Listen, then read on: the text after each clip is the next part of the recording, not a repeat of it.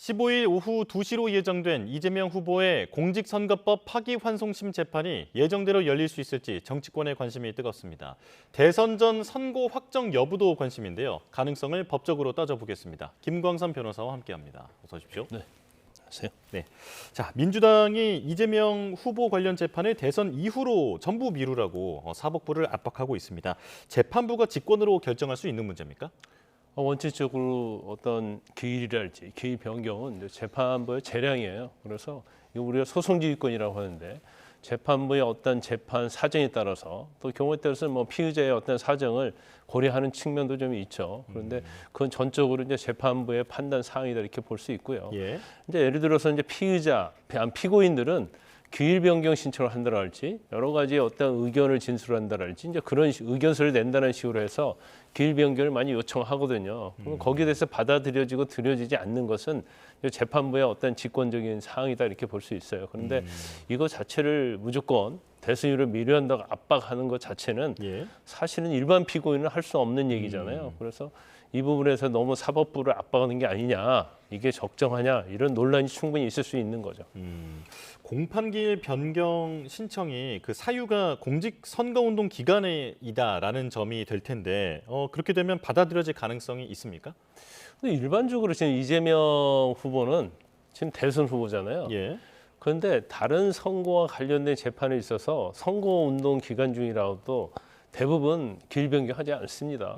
그런데 이게 이제 대통령 선거고 이제 조기 대선이지 않습니까? 예. 이제 그리고 이재명 후보는 이제 한 개의 재판이 아니에요. 한 5개 재판을 받고 있잖아요.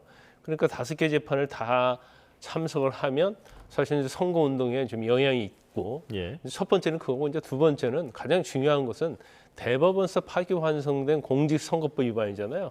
이게 경우에 따라서는 재판에 다 출석하면 적어도 서울고등법원 파기환송심에서 이게 확정될 가능성이 크거든요. 그러니까 전체적인 것은 뭐 선거운동 이후로 기일 변경 신청을 하지만 굉장히 이 사건 자체가 고법에서 확정이 되고 대법원에서 확정되면 사실은 대통령이 출마할 수 없거든요. 예. 그러니까 이런 거에 대해서 굉장히 우려하면서 결과적으로 그 공직선거법 위반 재판 말고도 다른 재판까지 다 선거 기간이 끝난 다음에 재판을 진행하자 이제 그런 식으로 이제 압박을 하고 있다 이렇게 볼 수 있죠. 예. 자, 지금 이재명 후보가 재판을 연기하는 방법 3가지 저희가 그래픽으로 정리해서 보여드리고 있는데 맨 위에 소환장 송달 거부. 그러니까 소환장을 받아야 지금 파기환송심 재판이 시작이 될 텐데 이르면 오늘 송달될 수 있다고 하죠. 원칙적으로 소환장을 받지 않으면 사실은 그 재판 기일 자체가 이제 통보가 안 된 걸 볼 수 있어요. 그런데 지금 파기환송심에서 변호인들은 이전에 그 고법에서 예. 그 당시 이제 무죄 나왔지 않습니까? 그 사건의 변호인과 동일해요. 그렇기 때문에 그 변호인에게 송달을 했을 때 과연 이걸 송달이 효력이 있는 걸 볼 것인지 이건 뭐 재판부의 좀 판단이다 이렇게 봅니다. 그런데 집행관을 통해서 송달을 하겠다고 하기 때문에 지금 뭐 이재명 후보가 지금 많이 전국을 투어하고 있지 않습니까? 그러면 본인에게 직접 송달하지 않는다 하더라도 사실은 뭐 대리할 수 있는 그러한 사람, 보좌관이랄지 아니면 관련된 사람 또 뭐 이재명 후보의 부인 이런 예. 사람이 송달하면 또 송달 효력이 있어요. 그래서 그 부분이 오늘 과연 송달로 볼 수 있는 그러한 집행관 송달이 될지 이제 그 부분을 좀 눈여겨봐야 한다 이렇게 봅니다. 예, 그렇다면 거론되는 다른 방법들도 하나씩 짚어보겠습니다. 지금 두 번째 있는 게 재판부 기피 신청입니다. 이것도 지금 가능한 상황입니까? 제가 볼 때는 뭐 일단은 15일 재판이 연기되는지 연기되지 않는지 그걸 좀 볼 것 같아요. 그래서 이제 그렇지 않다고 한다면 재판부 이제 기피 신청할 가능성이 크다. 그런데 사실 이재권 고법부장판사가 윤석열 전 대통령 이제 동기랄지 사법연수원. 예. 그렇죠. 뭐 그 일부 구성원이 양승태 뭐 비서실장이었다랄지 전 대법원장이죠. 그런 걸 이유로 기피 신청한다고 하는데 기피 신청을 하면 이제 재판이 중지가 되고 다른 재판부에서 이 기피 신청에 대해서 적절한지를 판단을 하거든요. 그럼 이제 재판이 중지될 수 있기 때문에 재판이 연기되는 그런 뭐 목적은 뭐 달성할 수 있는 하나의 카드다 이렇게 봅니다. 네. 자, 그리고 가장 큰 관심을 받고 있는 부분은 바로 법관 탄핵 소추 카드일 겁니다. 지금 조희대 대법원장 그리고 대법관, 고법 판사까지 지금 탄핵 얘기가 나오고 있는데 이 탄핵 소추 사유에 해당하는지가 궁금하거든요. 저는 개인적으로 볼 때는 탄핵 소추 사유에 해당이 안 된다고 봐요. 예. 물론 다른 재판에 비해서 좀 굉장히 빨리 진행한 건 맞죠. 근데 재판이라는 것은 항상 신속하고요. 신속한 부분도 재판에서 가장 중요한 부분 중에 하나입니다. 그래서 신속한 재판했다고 해서 이게 헌법이나 법률 위반이라고 볼 수 없거든요. 예. 그렇지만 이제 민주당이랄지 이재명 후보 입장에서는 이 판결을 어떻게든지 결과를 막아야 하고 일단 대법원에서 파기환송 취지로 고법에 갔기 때문에 고법에서 이걸 확정을 해서 대법 가면 굉장히 신속하게 이게 확정될 수 있거든요. 예. 그러다 보면 결과적으로 재판의 결과는 어느 정도 예측할 수 있는 상황이 되는 거예요.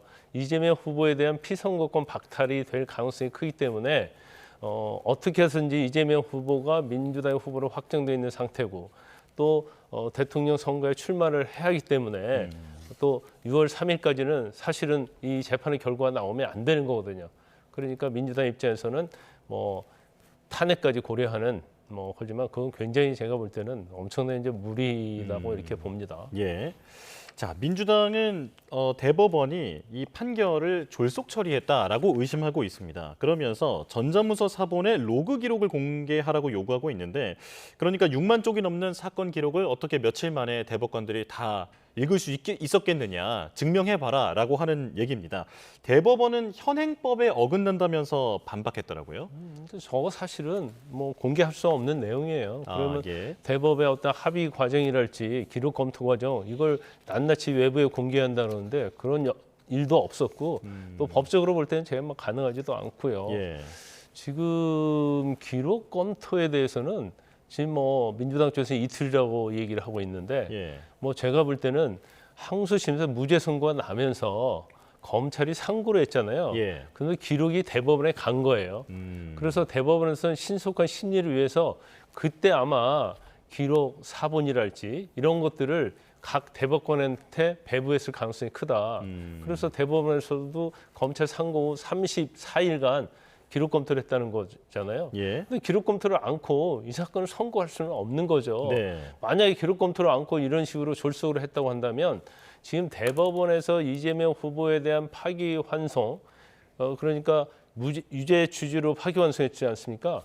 근데 12명 중에서 10명, 나머지 2명은 사실은 무죄 취지였단 말이에요. 예. 그럼 나머지 2명 가만히 있었겠습니까? 그럴 수 없는 거고, 그리고 뭐 대법원 자체 어떤 시스템 자체가 기록도 안 보고 하루 이틀 만에 선고할 수 있는 그런 게 아니에요. 그렇기 때문에 제가 볼 때는 기록 검토도 않고 선고를 했다. 이건 뭐 제가 볼 때는 그렇게 맞는 주장은 아니다 이렇게 봅니다. 설득력은 없어 보인다. 그렇죠. 네. 자, 그리고 대선 전에 재상고심이 확정되기는 어렵다라는 전망이 많은데 통상적으로 이 공직선거법 위반의 재상고심의 사건 처리 기간이 보통 얼마나 걸립니까?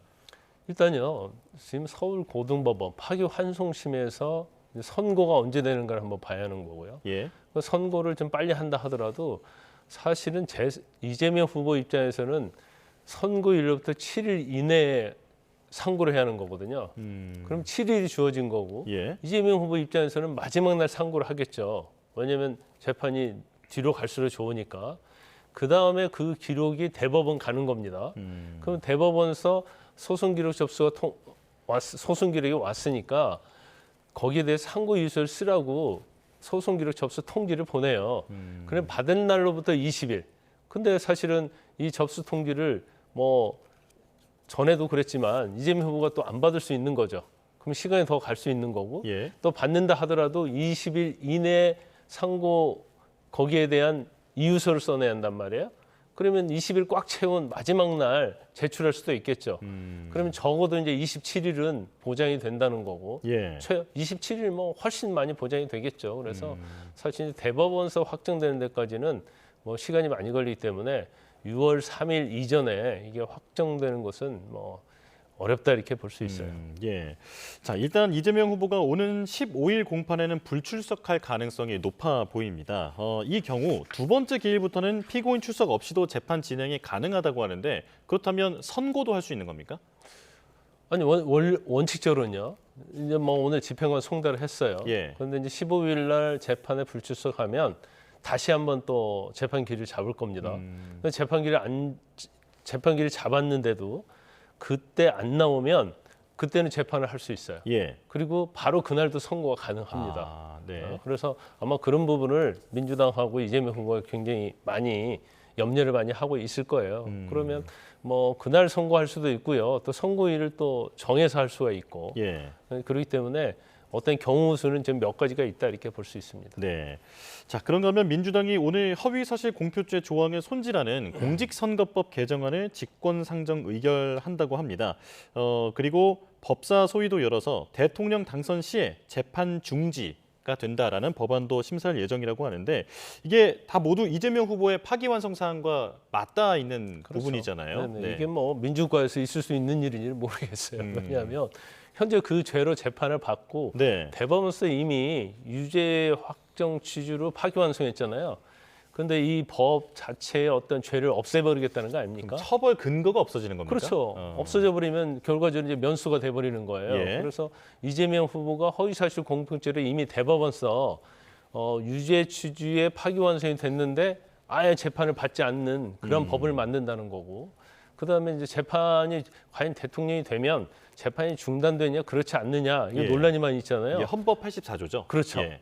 그런데 아예 재판이 그냥 중지되도록 왜냐하면 이재명 후보가 지금 재판받는 게 5개잖아요. 재판을 아예 중단시키는 거기 때문에 어떻게 보면 이 두 가지 법 자체가 이제 법이라는 것은 이제 형평성이 있는 거고요. 또 일반성이 있었는데 어느 개인 하나를 위한 법을 만들기 때문에 이거 자체에 대해서는 굉장히 많은 논란이 있을 수 있는 거죠. 예. 자, 마지막으로 건진법사 전성배 씨 수사 내용도 하나만 짚어보겠습니다. 자, 이제는 김건희 여사를 정면 겨냥하고 있는 그런 상황이 됐는데 처음엔 코인 수사에서 시작이 했다가 지금은 이제 이렇게 확장이 된 상황이잖아요. 네네. 자, 얼마 전에 서초동 사저를 압수수색했지만 검찰이 유의미한 증거를 확보하지는 못한 것으로 보입니다. 자, 지금 수사 상황 어떻습니까? 이 사건 자체가 원래 이제 코인 수사에서 시작이 된 겁니다. 네. 코인 수사를 하다 보니까 거기에 2018년 영천시장 후보와 관련돼서 공천 개입에서 돈 받은 내역이 나온 거예요. 네. 그래서 관련된 세 사람이 다 구속돼갖고 기소가 됐거든요. 그랬는데 그 이후에 이제 이 서울 남부지검에서 수사를 하고 있는데 그래서 처음 시작이 코인과 관련된기 때문에 사실은 가상자산 합동수사부에서 이걸 수사를 했거든요. 예. 근데 거기서 이제 건진법사가 김건희 여사와 관련성 이런 것들이 다 나온 거예요. 그래서 제일 중요한 것 중에 하나가 통일교 전 간부가 김 여사에게 선물을 전달했는데 이게 몇 천만 원짜리 이제 보석류라는 거잖아요. 다이아 목걸이라고 알려졌죠. 그렇죠. 예. 그래서 이 부분에 대해서 정말 전달이 됐는지 그러면 뇌물도 될 수 있고요. 청탁금지법 위반도 될 수 있고 또 여러 가지 범죄가 될 수 있기 때문에 지금 뭐 수사를 하고 있는 거고 윤 전 대통령 부부의 어떤 사제에 대해서도 압수수색했거든요. 예. 그런데 뭐 일단 언론 보도에 의하면 그다지 뭐 유의미한 증거는 발견하지 못했다 이렇게 언론 보도에 나와 있기 때문에 예. 과연 이 보석 액세서리가 어디로 갔을까? 그분은 아마 건진법사는 자기는 뭐 건네지 않았다고 계속 주장하고 있는 걸로 보입니다. 예. 그래서 검찰이 지금 그 보석의 행방을 쫓고 있다 이렇게 볼 수 있어요. 그렇다면 김건희 여사를 언제 피의자로 전환하거나 소환 조사할 것인지가 궁금해지는데 어떻게 보십니까? 제가 볼 때는 조만간 수사할 겁니다. 적어도 이달 안에 소환해서 수사할 거고요. 이미 김건희 여사 측에서 이제 변호인 선임계까지 다 냈잖아요. 그것은 일단 검찰하고 단지 조사하는 소환 조사하는 일자만 조율하는 게 남아 있다 이렇게 볼 수밖에 없어요. 그래서 뭐 조사는 필수적으로 받아야 하고 단지 이제 검찰이 확보한 증거가 뭐냐에 따라서 기소 여부가 결정이 될 겁니다. 알겠습니다. 여기까지 짚어보겠습니다. 김광삼 변호사와 함께했습니다. 고맙습니다.